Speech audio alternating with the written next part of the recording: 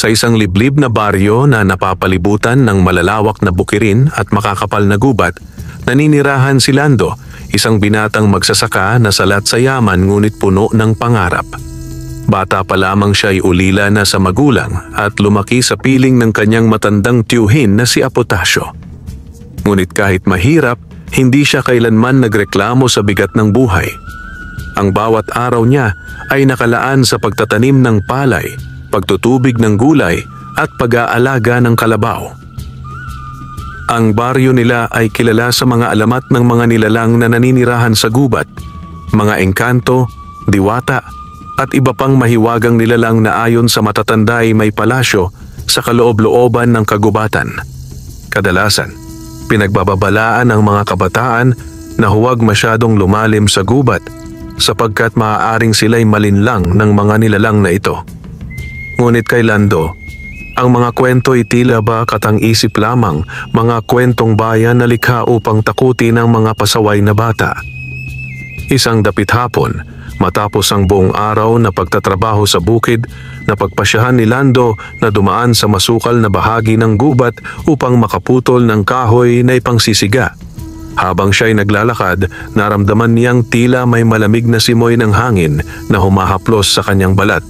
Ibang-iba sa karaniwang ihip ng hangin sa baryo. Ang paligid ay tila tahimik, halos walang huni ng kuliglig o awit ng mga ibon. Bigla, napansin niya ang kakaibang liwanag na nagmumula sa malayo. Tila ba ginto o pilak ang kumikislap sa pagitan ng mga puno. Sa halip na matakot, nakaramdam siya ng matinding kuryosidad. Ano kaya yon?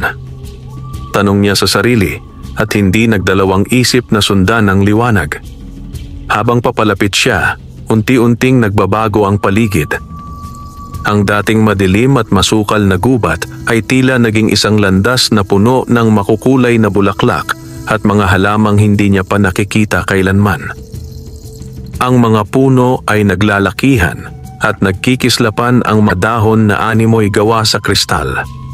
At sa dulo ng landas, bumungad sa kanya ang isang napakalaking palasyo na tila gawa sa pinong marmol at kumikislap na hiyas. Nanlaki ang mga mata ni Lando.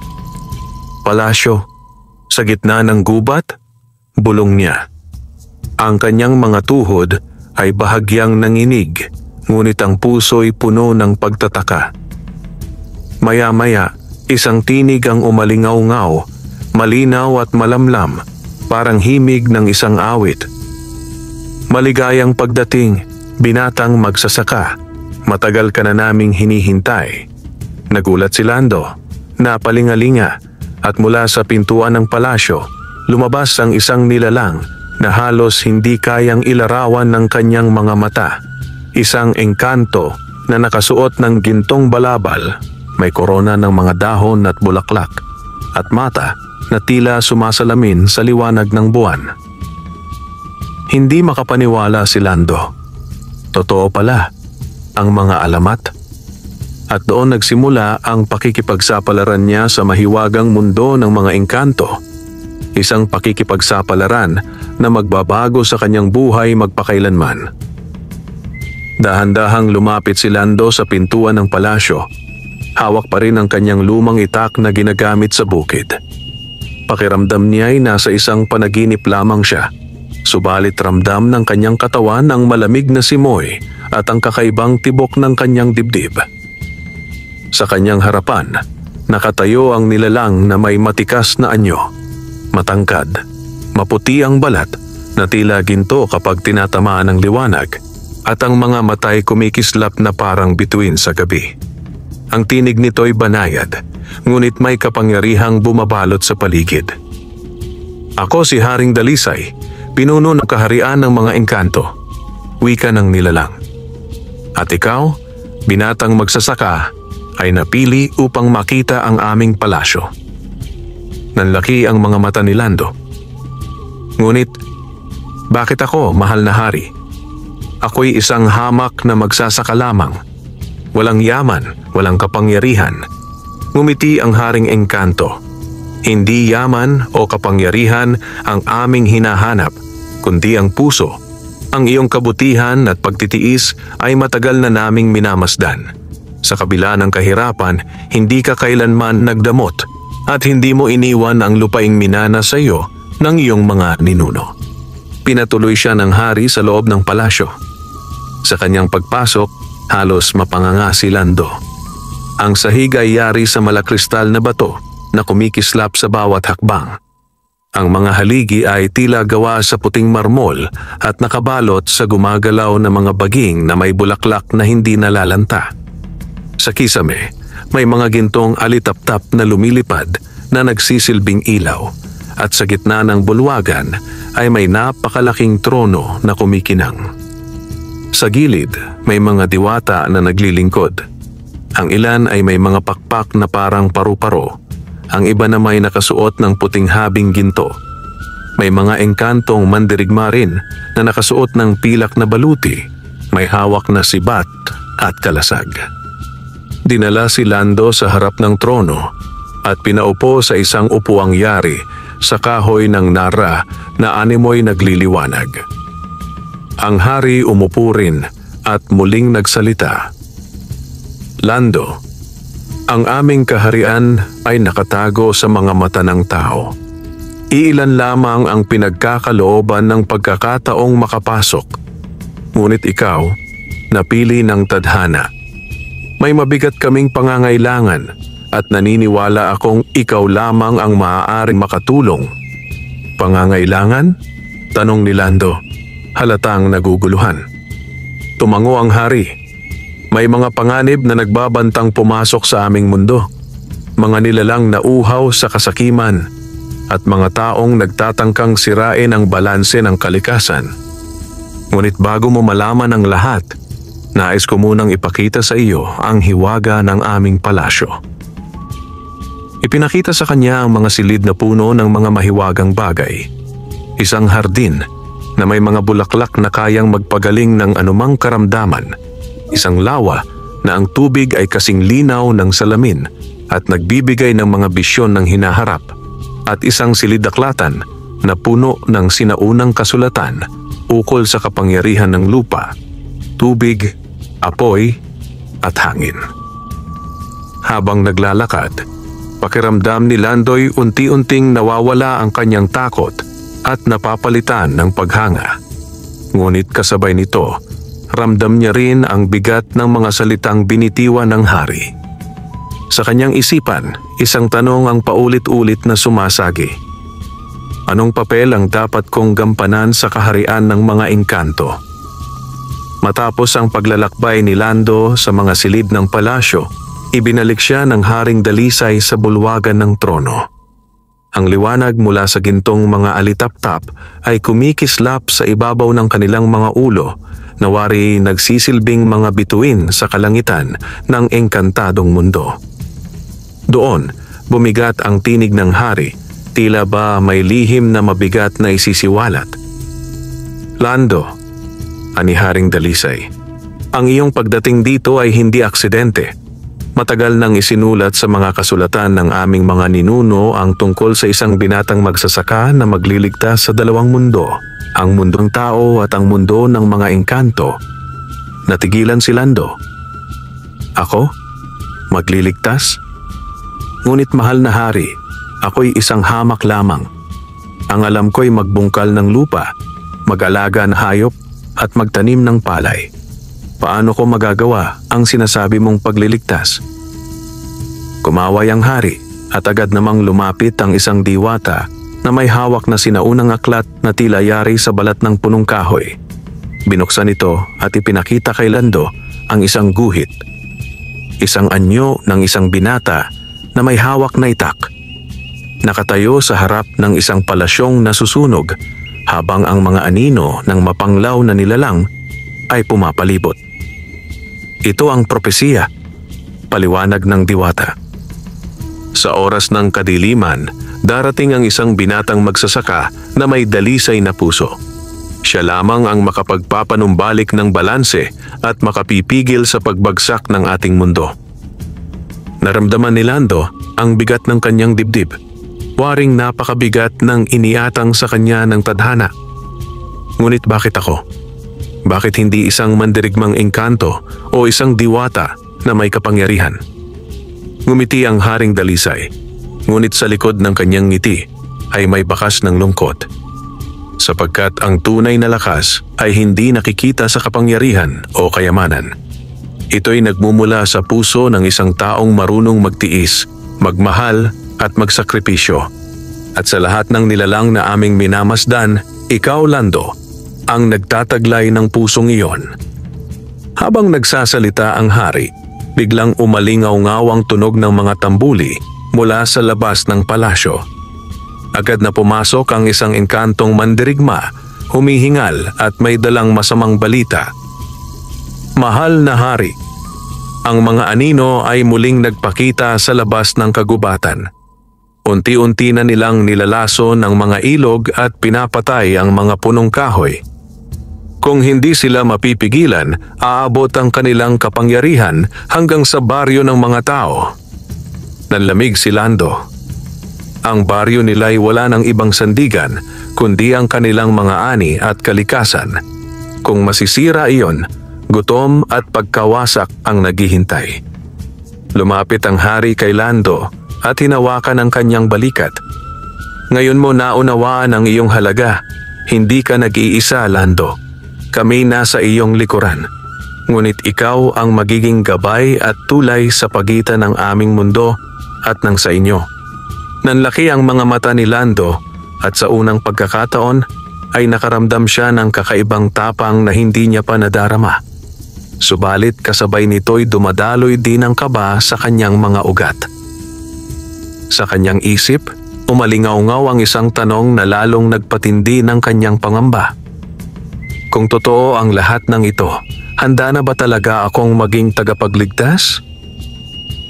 Sa bulwagan ng palasyo, naghari ang katahimikan matapos ipahayag ng engkantong mandirigma ang masamang balita. Ang mga diwata ay nagbulungan.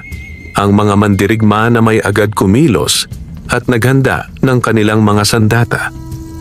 Ang alitap-tap na nagbibigay liwanag sa buong silid ay tila kumupas ang kislap para bang nakikisama sa bigat ng sitwasyon. Ang mga anino, bulong ni Lando habang nakatitig sa sahig. Ano sila? Tao ba sila? O nilalang na galing sa dilim? Tumindig ang Haring Dalisay at ang kanyang tinig ay naging mabigat at puno ng awtoridad.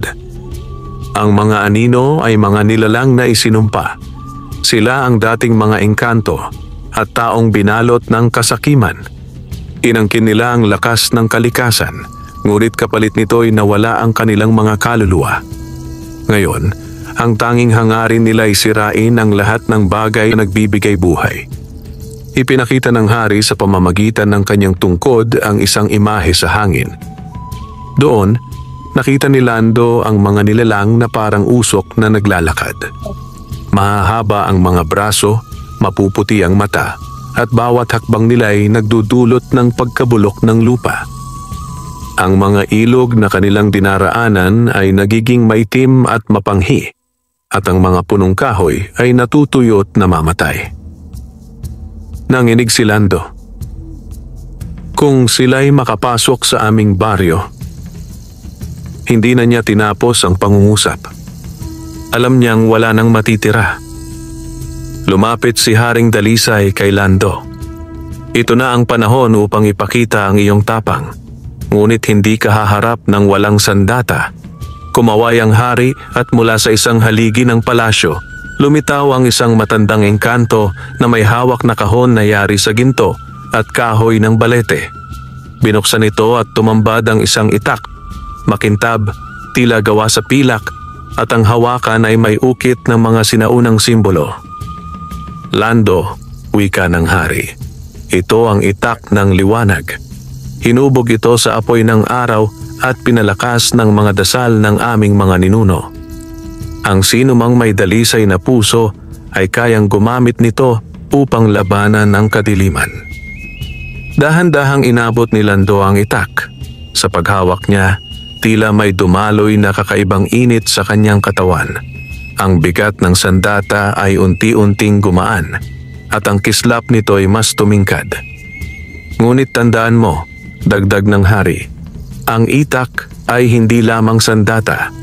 Ito'y susubok sa iyong puso.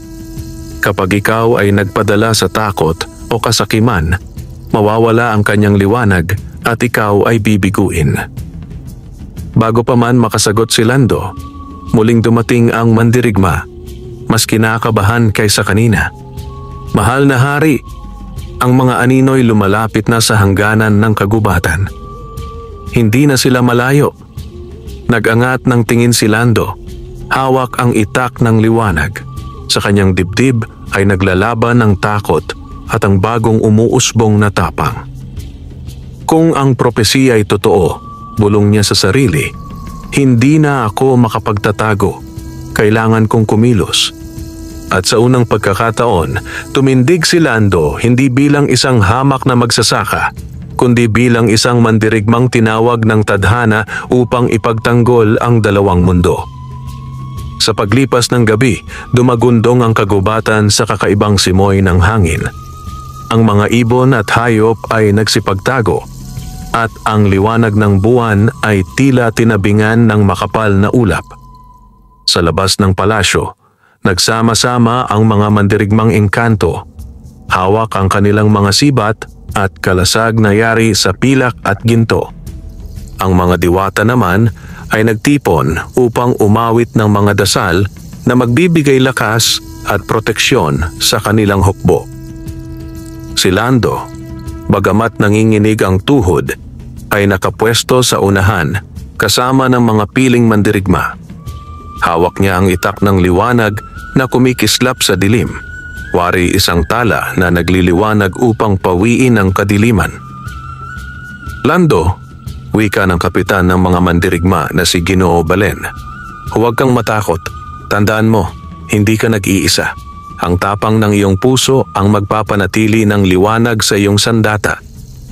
Tumango si Lando, bagaman ramdam niya ang matinding kaba. Sa kanyang isipan, naalala niya ang baryo, ang mga batang naglalaro sa pilapil, ang mga magsasakang tulad niya na umaasa lamang sa ani, at ang payak na tahanang iniwan niya. Kung mabigo siya rito, pati ang kanilang mundo'y maaaring lamunin ng dilim. Mula sa malayo, unti-unting lumitaw ang mga anino. Sila'y tila usok na naglalakad, ngunit may matitinding mata na puting-puti at nagliliyab. Ang kanilang mga galaw ay walang tunog, ngunit bawat yapak nila ay nagdudulot ng pagkabulok ng lupa at pagkamatay ng mga halaman. Handa na! Sigaw ng hari mula sa trono sa itaas ng tarangkahan ng palasyo. Sa unang pag-atake, sumugod ang mga anino na parang alon ng kadiliman. Sumalubong ang mga engkanto, nagsalpukan ng sibat at ang mga halakhak ng mga halimaw. Ang hangin ay napuno ng ingay ng bakal, sigaw at bulong ng mga diwata na umaawit ng mga orasyon. Si Lando ay nakaharap sa kanyang unang kalaban. Isang anino ang lumapit, mabilis at mabangis, ngunit nang iwas-iwas niya ang itak ng liwanag, nagliwanag ang paligid at napatras ang nilalang. Sa isang malakas na hiwa, naglaho ang anino na parang abo na dinala ng hangin. Nanlaki ang mga mata ni Lando. "Nagagawa ko!"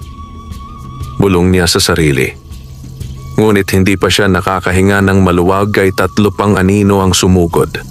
Agad niyang ginamit ang itak, hinati ang isa, ngunit ang 2 ay halos makapagtulungan upang sakmalin siya. Sa huling sandali, dumating si Ginoo Balen, itinulak siya palayo, at sa isang malakas na sibat ay napuksa ang isa pang anino. "Lando!"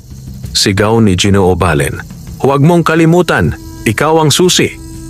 Ang lakas mo'y hindi lamang sa sandata, kundi sa iyong pananalig sa sarili."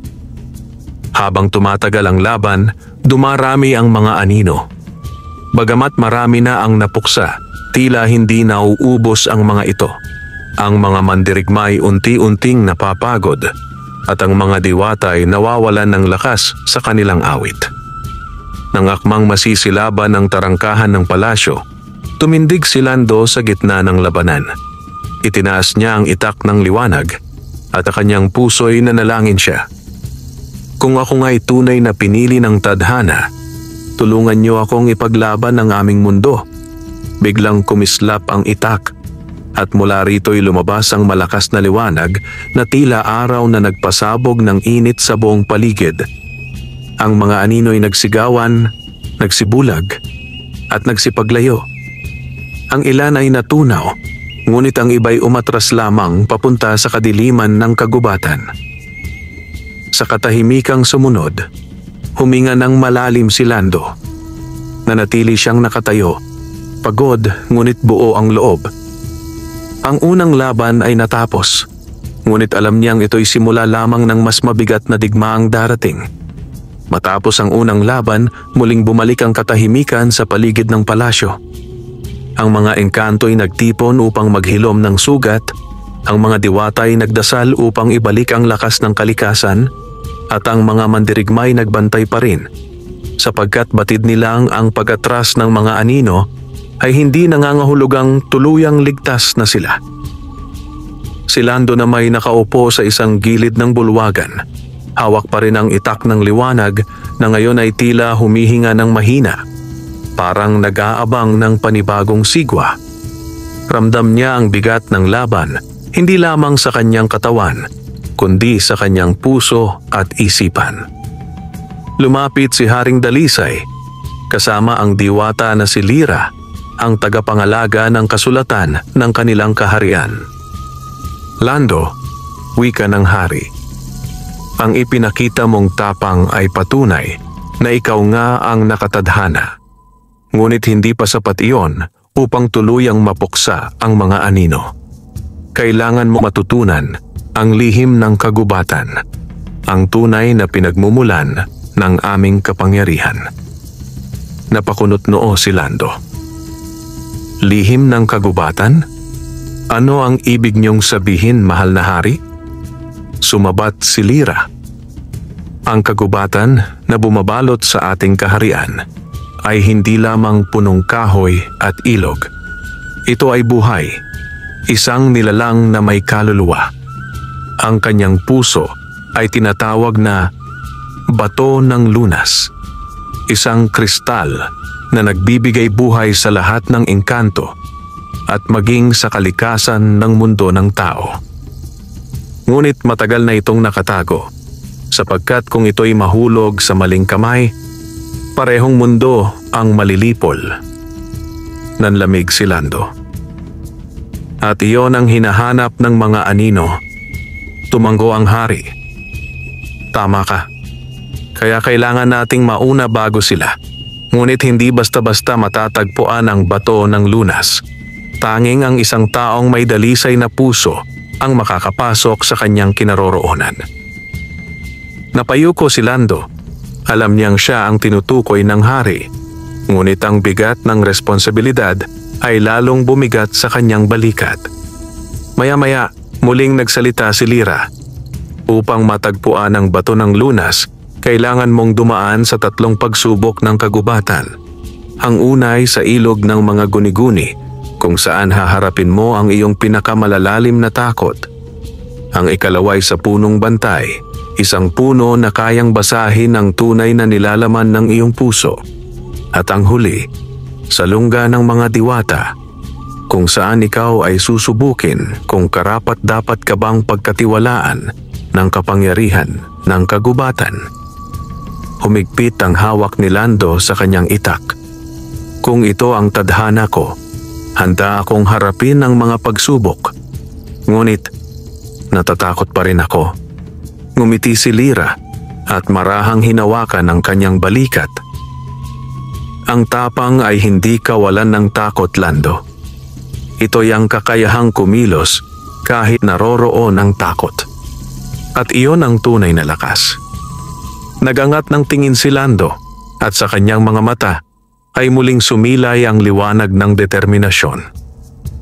Kinabukasan, sa pagputok ng araw, nagsimula ang kanyang paglalakbay patungo sa puso ng kagubatan, sa piling ng ilang piling mandirigma at si Lyra na magsisilbing kanyang gabay.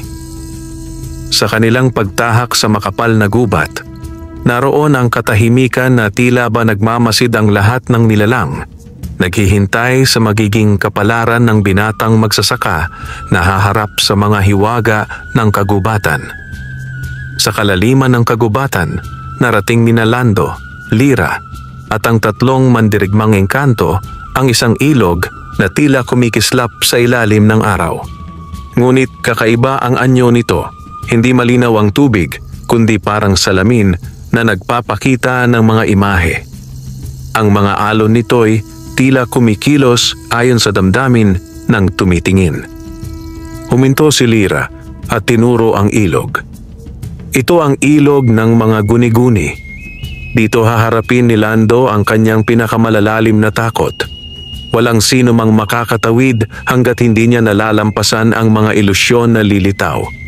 Napalunok si Lando. Bagamat puno ng kaba, lumapit siya sa pampang. Ang tubig ay kumikislap at sa kanyang pagyuko upang silipin ito, biglang lumitaw ang kanyang sariling mukha, ngunit hindi siya ang nakikita niya. Isa siyang payat, marungis, at nakayukong magsasaka, tinutuligsa ng mga tao sa baryo. "Walang silbi si Lando!" sigaw ng isa sa mga anyo sa tubig. "Hamak na magsasaka, hindi niya maililigtas kahit ang sarili niya." Dagdag pa ng iba. Parang tinusok ang puso ni Lando sa mga salitang iyon. Naalala niya ang mga pagkakataong siya'y kinutya ng ilan sa baryo dahil sa kanilang kahirapan. Naramdaman niyang muli ang bigat ng kanyang pagkatao. "Mga guni-guni lamang iyan," wika ni Lyra mula sa pampang. "Huwag mong hayaang kainin ka ng takot at panghihina ng loob." Huminga ng malalim si Lando at sinubukang lakasan ang loob. Ngunit biglang nagbago ang imahe sa tubig. Ngayon ay nakita niya ang kanyang mga magulang, parehong nakaratay at may sakit. "Kung mas malakas ka noon, Lando, baka nailigtas mo kami." Bulong ng imahe ng kanyang ina. "Nabigo ka sa amin, paano ka magiging tagapagligtas?" Wika naman ng kanyang ama. Nanlumo si Lando at napaluhod. Luha ang bumalong sa kanyang mga mata. "Ama, ina, wala akong nagawa noon. Paano ako magiging sapat ngayon?"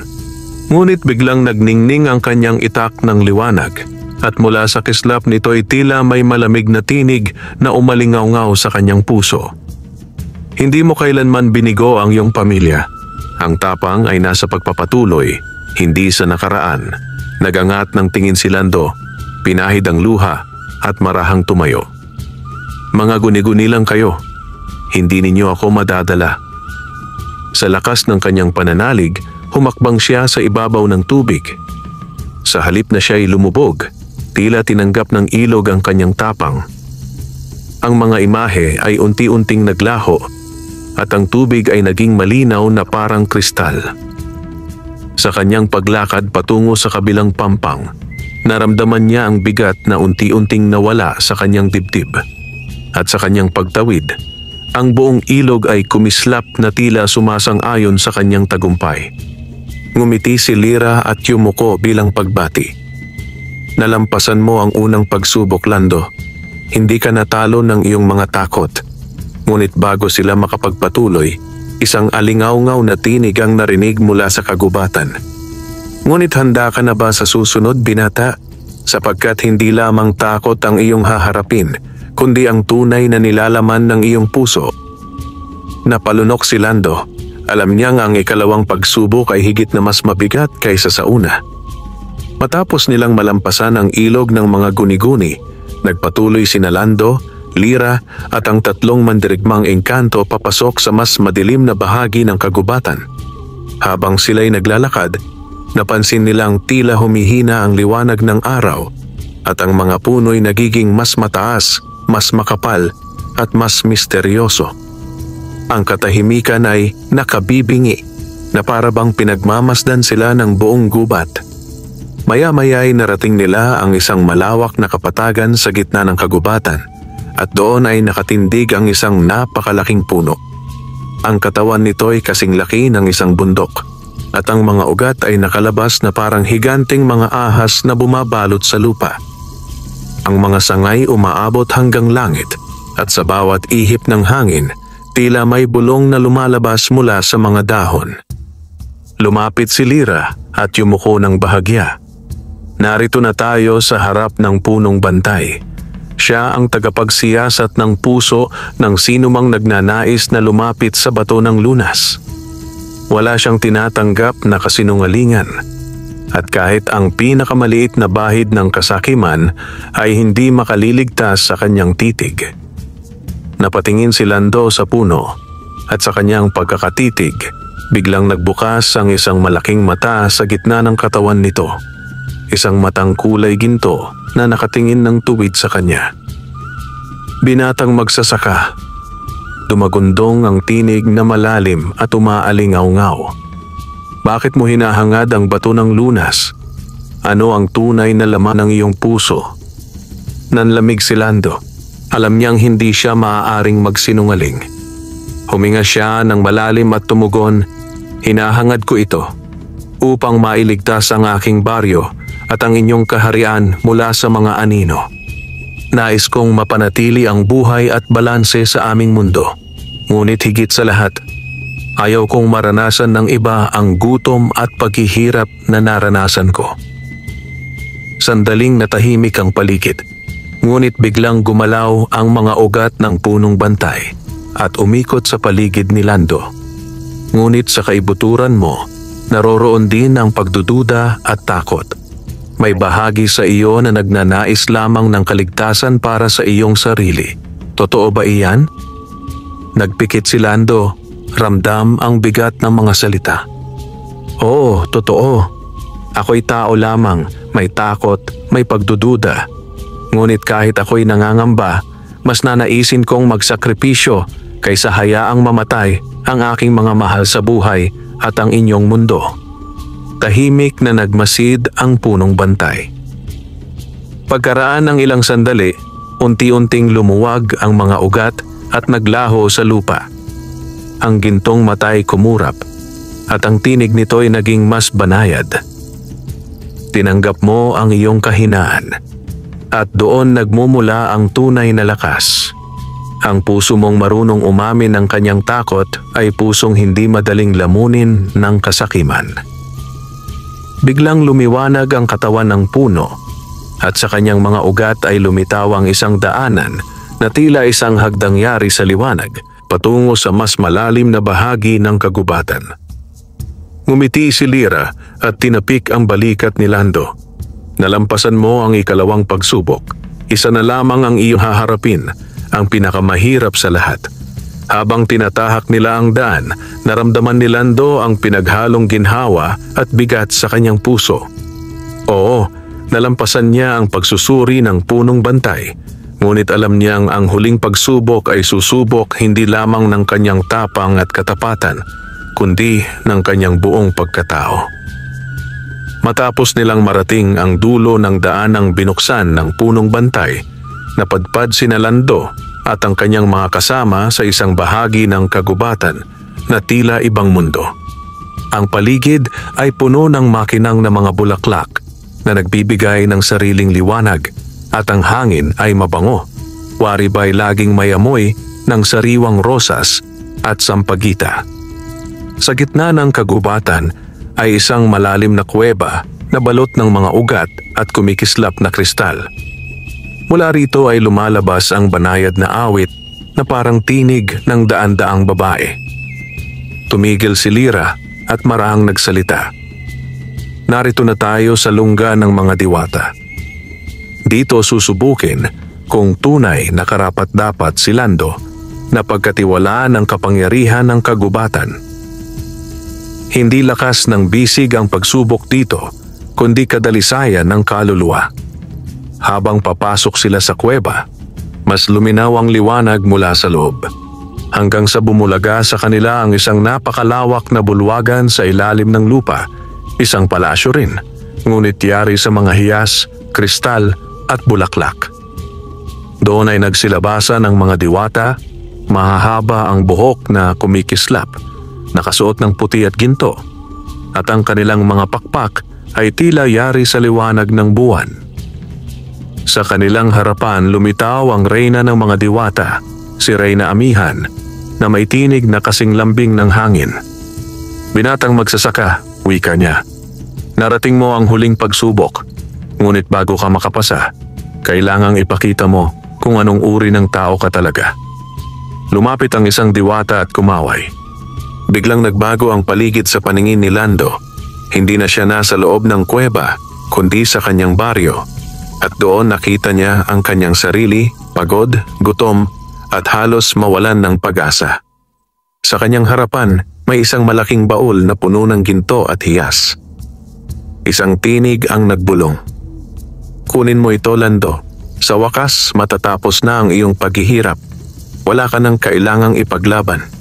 Ikaw ay magiging mayaman at ligtas." Nanginginig ang kanyang mga kamay. Naalala niya ang lahat ng hirap, ang gutom, ang mga araw na walang makain, ang mga gabing walang bubong laban sa ulan. Kung kukunin niya ang kayamanang ito, hindi na siya magtatanim o magpapakahirap kailanman. Ngunit kasabay nito, nakita niya ang mga bata sa baryo, ang kanyang mga kapitbahay at ang mga engkanto na kanyang ipinangakong tutulungan. Kung kukunin niya ang kayamanan, sila'y mawawala. Napapikit siya at mariing tinanggihan ng tukso. "Hindi ko kailangan ng ginto o kayamanan. Ang hinahangad ko ay ang kaligtasan ng lahat. Ang buhay ng iba ay higit na mahalaga kaysa sa aking kaginhawaan." Pagdilat niya, nagbalik siya sa loob ng lungga. Ang mga diwata ay nakangiti at si Reyna Amihan ay tumayo mula sa kanyang luklukan. "Lando, pinatunayan mong ang iyong puso'y hindi kayang bilhin ng kasakiman. Ikaw ay karapat-dapat." Mula sa gitna ng bulwagan, lumitaw ang isang kristal na kumikislap sa lahat ng kulay, ang bato ng lunas. Lumutang ito at dahan-dahang lumapit kay Lando. Habang hinahawakan niya ang bato, naramdaman niyang dumaloy sa kanyang katawan ang init at liwanag. Tila ba ang buong kalikasan ay humahalik sa kanyang kaluluwa. Ang itak ng liwanag ay lalo pang kumislap at ang kanyang dibdib ay napuno ng lakas at tapang. Ngunit bago pa man sila makapagdiwang, biglang yumanig ang lupa. Dumagundong ang tinig na malalim at puno ng galit. "Sa wakas, natagpuan na ninyo ang bato ng lunas at ngayon ito'y magiging akin." Mula sa lagusan ng kuweba, dumating ang napakaraming anino, higit na mas marami at mas malakas kaysa sa una. Sa kanilang likuran, isang dambuhalang nilalang na balot ng kadiliman ang lumitaw. Ang puno ng mga anino, ang pinuno ng lahat ng kasamaan. Nagtayuan ang mga diwata at mandirigma, handang ipagtanggol ang bato. Ngunit alam ni Lando na ang huling laban ay magsisimula na. Umalingaw-ngaw ang bulwagan ng lungga ng mga diwata sa pagdating ng mga anino. Ang kanilang sigaw ay tila bagyo, at ang hangin ay napuno ng amoy ng pagkabulok. Ang liwanag ng bato ng lunas ay kumikislap, sinusubukang itaboy ang kadiliman, ngunit ang dami ng kaaway ay tila walang hanggan. Si Lando, hawak ang itak ng liwanag at ang bato ng lunas, ay nakatayo sa unahan ng hukbo. Sa kanyang likuran, naroon si Lyra, si Reyna Amihan at ang mga mandirigmang engkanto na handang sumabak hanggang kamatayan. "Lando," wika ni Lyra, "ang tadhana'y nasa iyong mga kamay. Ang bato'y magbibigay sa iyo ng kapangyarihang higit pa sa iyong inaakala. Ngunit ang magpapalakas dito ay ang iyong puso." Sa pagsalakay ng mga anino, unang sumugod ang mga mandirigmang engkanto. Kumislap ang kanilang mga sibat at ang mga diwata'y umawit ng mga orasyon na lumilikha ng kalasag ng liwanag. Ngunit bawat aninong napapawi ay napapalitan ng dalawa. Walang saysay ang inyong paglaban. Dumagundong ang tinig ng puno ng mga anino. Isang dambuhalang nilalang na ang katawan ay binubuo ng usok at anino, ang mga matay apoy ng puot. "Kapag napasa kamay ko ang bato ng lunas, parehong mundo'y luluhod sa dilim. Tumindig si Lando at itinaas ang bato ng lunas. Hindi habang may pusong lumalaban para sa liwanag. Biglang kumislap ang bato at dumaloy ang kapangyarihan nito sa kanyang katawan. Ang itak ng liwanag ay nagbago, naging mas mahaba, mas matalim at kumikislap na parang araw. Ang kanyang katawan ay binalot ng liwanag at ang takot sa kanyang dibdib ay napalitan ng matinding tapang. Sumugod si Lando sa gitna ng mga anino. Sa bawat hiwa ng kanyang itak, ang dilim ay napapawi at ang lupa'y muling namumunga ng damo at bulaklak. Ang kanyang bawat hakbang ay nagiiwan ng bakas ng liwanag na nagsusunog sa mga nilalang ng kadiliman. Ngunit hindi madaling talunin ang puno ng mga anino. Sa isang hampas ng kanyang napakalaking braso, natabig si Lando at nabagsak sa lupa. Ang bigat ng nilalang ay tila kayang durugin ang buong kagubatan. "Mahina ka! Magsasaka!" Sigaw ng puno ng mga anino. "Hindi mo kayang pigilan ang walang hanggang dilim." Habang nakaluhod si Lando, bumalik sa kanyang alaala ang lahat. Ang mga gabing walang makain, ang baryong umaasa sa kanya, ang mga engkanto at diwata na nananalig sa kanyang tapang, at ang kanyang mga magulang na minsang nagpaalala na ang lakas ay hindi nasusukat sa kayamanan kundi sa sakripisyo. Napatingala siya at mariing sumigaw, "Hindi ako magsasaka lamang. Ako ang magsasakang ipinanganak upang ipagtanggol ang liwanag." Muling kumislap ang bato ng lunas sa kanyang dibdib. Ang liwanag nito ay pumutok na parang araw sa gitna ng gabi. Sa lakas ng pagsabog, ang lahat ng anino'y napaso, naglahong parang abo sa hangin. Humarap siya sa puno ng mga anino at sa huling lakas, itinulak niya ang itak ng liwanag sa puso ng nilalang. Umalingaw-ngaw ang sigaw ng kadiliman, yumanig ang buong kagubatan, at sa isang iglap, ang nilalang ay nagliyab at naglahong parang usok. Tahimik na muling bumalik ang paligid. Ang kagubatan ay muling nagliwanag, ang mga bulaklak ay namulaklak at ang hangin ay naging sariwa. Ang mga diwata at engkanto'y nagalak, sumayaw at umawit ng papuri. Lumapit si Reyna Amihan kay Lando at yumuko. "Ikaw ang nagligtas sa aming kaharian at sa inyong mundo. Ang bato ng lunas ay ligtas na at ang iyong pangalan ay mananatili sa kasaysayan ng 2 daigdig. Si Haring Dalisay ay lumitaw mula sa liwanag at ngumiti. Binatang magsasaka, ngayon ay isa ka ng bayani." Ngunit ngumiti lamang si Lando at ibinaba ang kanyang itak. "Ako'y magsasaka pa rin. Ang lahat ng ginawa ko'y para sa baryo at sa mga mahal ko sa buhay. Kung may tagumpay man, ito'y hindi akin lamang, kundi ng lahat ng naniniwala sa liwanag." At sa gabing iyon, sa gitna ng kagubatan, ipinagdiwang ng mga engkanto, diwata, at ni Lando ang kanilang tagumpay laban sa kadiliman. Ngunit sa kanyang puso, alam ni Lando na ang tunay na laban ay hindi natatapos. Hanggat may dilim sa mundo, naroon ang pangangailangan ng liwanag. Muling bumalik si Lando sa kanyang baryo matapos ang matinding pakikipaglaban sa mga anino. Sa kanyang pagbabalik, sinalubong siya ng mga kapitbahay na puno ng tuwa at pag-asa. Ang dating takot at pangamba na bumabalot sa kanilang mga puso ay napawi sapagkat ang kagubatan ay muling naging luntian at ang mga ilog ay muling bumalik sa dating linaw. Si Lando ang ating tagapagligtas. Sigaw ng mga bata habang siya'y tinatabihan. Hinahawakan ang kanyang mga kamay na tila ba hawak nila ang isang tunay na bayani.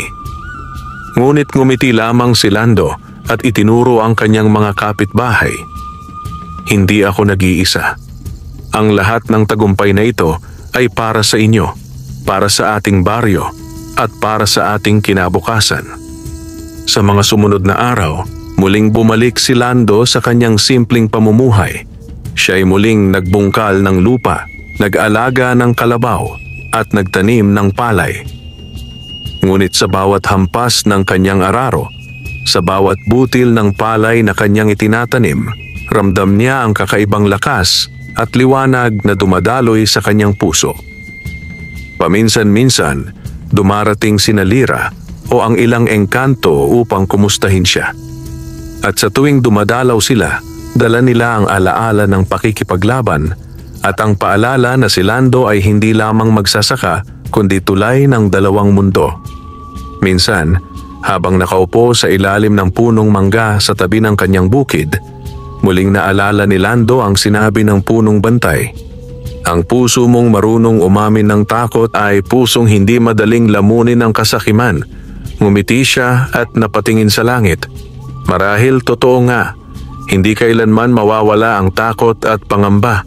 Ngunit hanggat may liwanag sa ating puso, hindi kailanman mananaig ang dilim. Sa mga susunod na taon, lumaganap sa baryo ang kasaganaan. Ang lupa ay naging mas mataba, ang mga pananim ay mas sagana, at ang mga tao ay namuhay ng pagkakaisa. Ang alamat ng palasyo ng mga engkanto sa kagubatan at ng binatang magsasaka ay ikinuwento mula sa isang henerasyon patungo sa susunod. At sa bawat gabing maliwanag ang buwan, sinasabi ng matatanda na sa kailaliman ng kagubatan, maririnig pa rin ang tinig ng mga diwata at engkanto na umaawit. Pinupuri ang pangalan ng binatang naging bayani, si Lando, ang magsasakang minsang itinuring na hamak, ngunit nagpamalas ng pusong kayang magligtas ng dalawang mundo. Sa huli, ang kanyang pangalan ay naging sagisag ng katotohanan. Hindi kayamanan o kapangyarihan ang sukatan ng bayani, kundi ang pusong handang magsakripisyo para sa kapwa. At doon nagtapos ang alamat ng palasyo ng mga engkanto at ng binatang magsasaka na nagdala ng liwanag sa gitna ng kadiliman. Wakas,